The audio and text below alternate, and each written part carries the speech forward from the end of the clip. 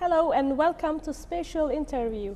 Today on our program we have a special guest, Mr. Dr. Christian Heinze. He was performed the task of the former assistant of the President of the Supreme Constitutional Court of the Cyprus from 1960 to 1963.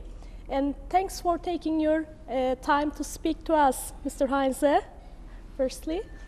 Thank you very much for your kind invitation and for your interest in my humble opinion, which of course I'm very happy to be able to give to you. Thank you.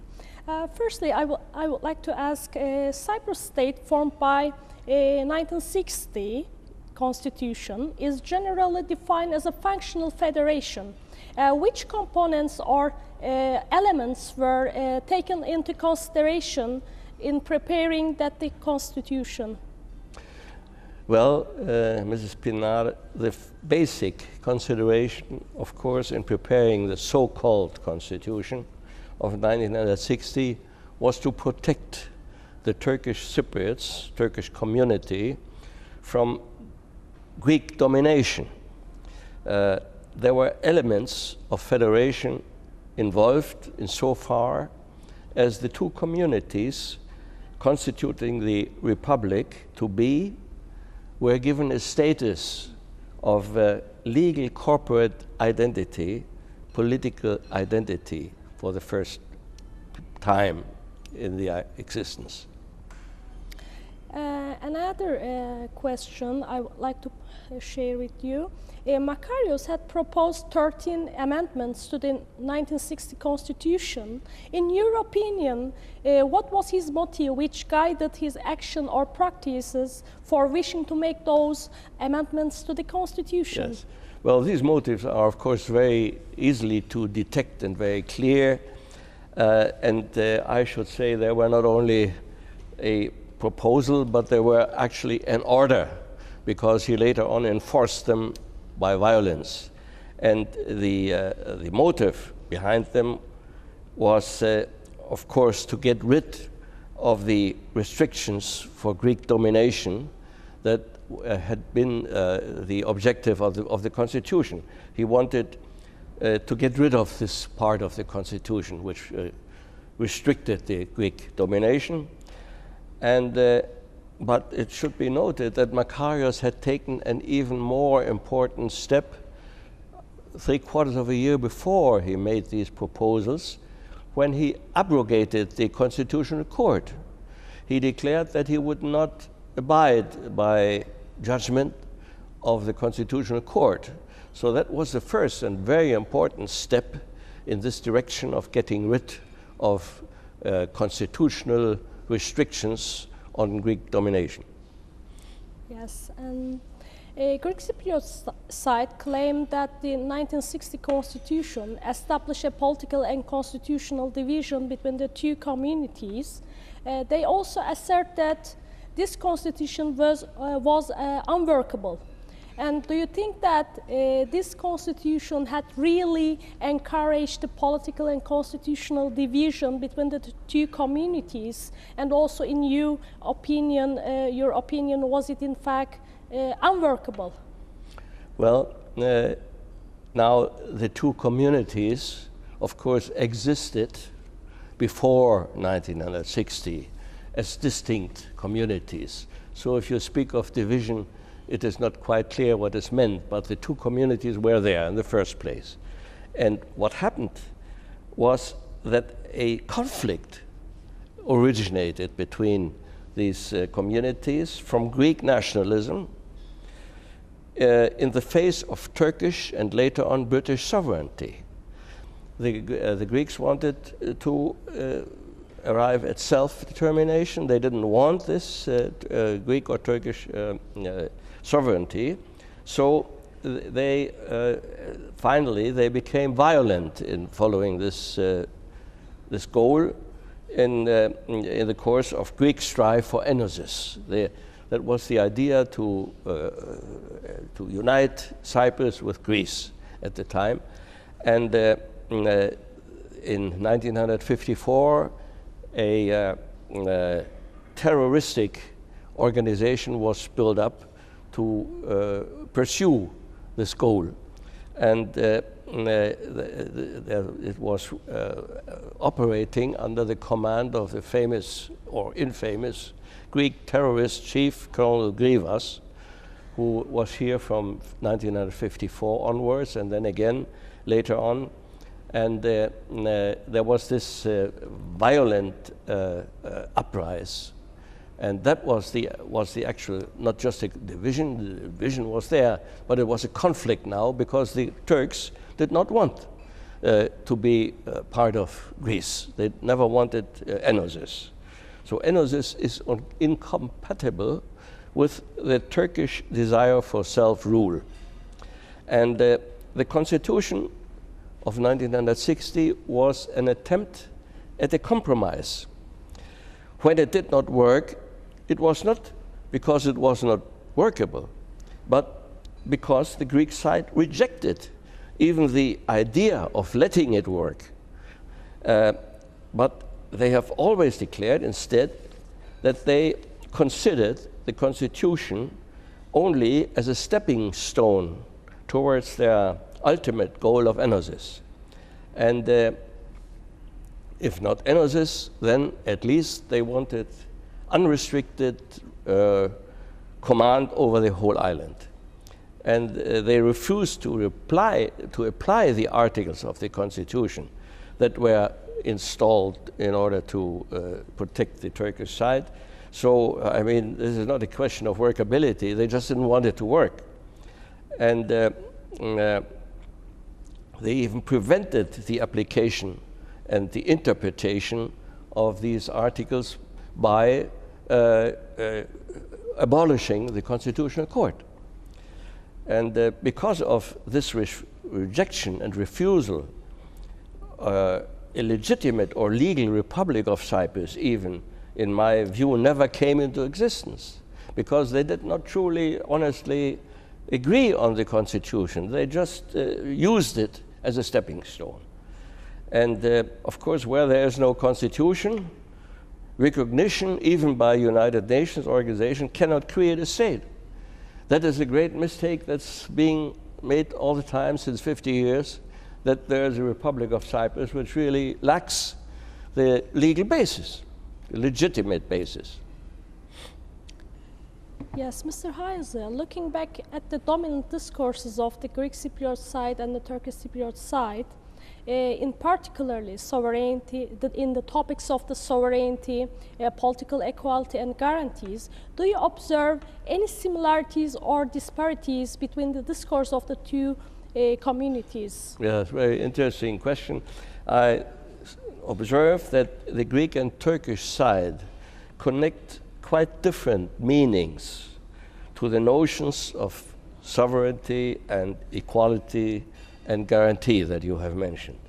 The Greek side claims that guarantee does not comprise military action, whereas, of course, effective guarantee against violence can only be rendered by violence. So if you have guarantee which cannot be applied, it is useless. When the Greek side speaks of a single sovereignty, that's a notion that is used now in the negotiations very much, yes, they mean Greek domination. This sovereignty must be realized by concrete organs. And they try to form the future constitution in a way that they will command this institution, at least for some time, subsequent periods. While the Turks seem to trust in divided sovereignty. They seem to think there can be a single sovereignty of the state and also sovereignty of the communities, which I think is a contradiction in itself. So this is another ambiguity in the speaking of sovereignty. And coming to equality now, in the Greek mind, they probably would not pronounce it so clearly, but that's what I think is behind it. by equality, they mean the equality of the value of the vote of each individual Cypriot. So this results in a Greek majority and in a Turkish minority. So again, the result will be Greek rule through this idea of equality. Whereas from the Turkish point of view, equality is needed between the communities. The communities as states must be politically equal, must have the same legitimacy, the same rights, basically. That is what I have to say on these notions. Yes. Recently, the European Court of the Human Rights fined Turkey to pay 90 million euros for its military intervention to Cyprus in 1974.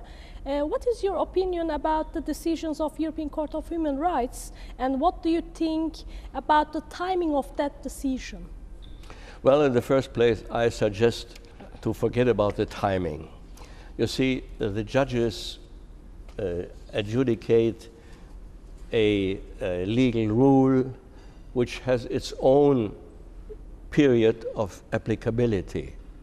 And it is not important when they pronounce this, but the important thing is for which period does this rule apply. So I think a bit too much is being made of this question of timing of the judgment.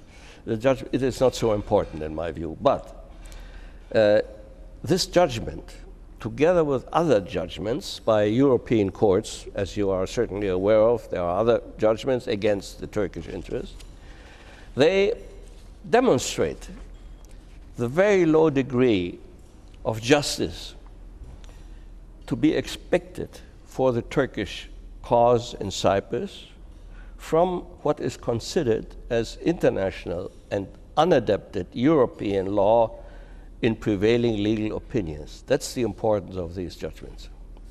Yes.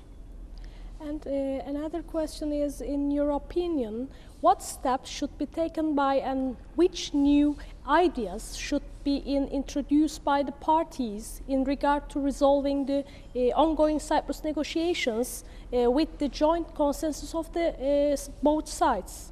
Well, in my opinion, as long as the Greek side, together with the European Union, of which Greek side is a member, do not agree with full Turkish sovereignty over northern Cyprus, a true consensus between the two conflicting parties is practically impossible. Whatever new ideas might be brought up to try to solve this. The two sides could, however, find themselves politically in a position where they feel forced by external powers or by circumstances to accept a compromise, disregarding their basically conflicting interests. This would, in my opinion, not be very enhancive for durable peace. And lately we have observed an increased interest of the United States on Cyprus. And in recent days, US Vice President Joe Biden visited the island and met the leaders of the two communities. And recently, US Secretary of State is expected to come to the island as well. What are your views on these visits? Well, in the first place, I believe that the United States policy about Cyprus is really unselfishly directed at peace in the framework of the principles of NATO. Of course, United States are the leading member of NATO, yes, and all the European nations are NATO members. Turkey is a NATO member. So this is a framework, but I don't believe the rumors that are sometimes spread that the United States follows some individual, personal, or whatever particular interest here is not the case. But I am afraid that the US administration has never evaluated the Cyprus conflict in its full extent. No matter what the reasons for this fact is, but this is the impression I get. So, in any case, if I am correctly informed, the US Vice President, before he came here, has also mentioned that if the Greek and Turkish parties cannot agree here, they cannot be forced to agree. Now, I think this is an important statement, even though it was not in the center of what he said, but it was on the side, but it was there.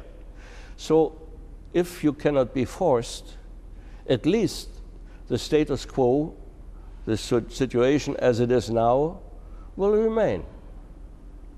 So, if this situation prevails, then step by step, I think there's a good chance of approaching a stage where you have recognition of TRNC, or of the community, or of the Turkish community in one connection or the other.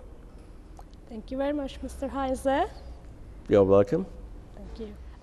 We have come to the end of our interview today. Until we meet again, bye-bye.